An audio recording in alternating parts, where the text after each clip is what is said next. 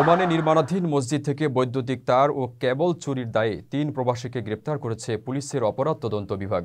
Muscat থেকে তাদের গ্রেপ্তার করা হয়।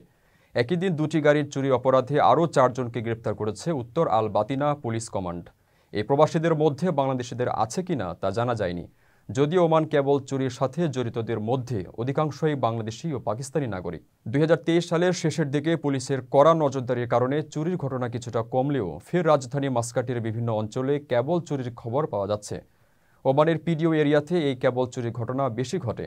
তামরিদ, হাইমা, মারমুল এবং শিল্পাঞ্চলগুলোতে এ ধরনের চুরি বেশি হয়। এসব কর্মকাণ্ডে জড়িত প্রবাসীরা সাধারণত এক রাতের কেবল চুরির আয় দিয়ে ১ মাস চালিয়ে নেন। চুরি করা কেবল পোড়ানোর জন্য রয়েছে আলাদা চুলা, যেখানে একসাথে কয়েক টন পর্যন্ত কেবল পোড়ানো হয়। ২ থেকে ৩ ঘন্টা পুড়িয়ে কেবলের প্লাস্টিক এবং তামা আলাদা করে তামাগুলো চড়া দামে বিক্রি করে চোরচক্র। যদিও এর সাথে জড়িত ব্যবসায়ীরা বলছেন, আগে বেশ জমজমাট থাকলেও পুলিশের বাড়তি নজরদারির কারণে এখন এই ব্যবসা বেশ ঝুঁকিপূর্ণ হয়ে উঠছে।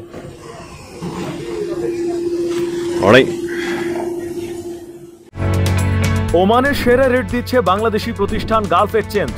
প্রিয়জনকে টাকা পাঠাতে আজই আসুন আমাদের যে কোনো ব্রাঞ্চে অথবা কল করুন স্ক্রিনে দেয়া নাম্বারে।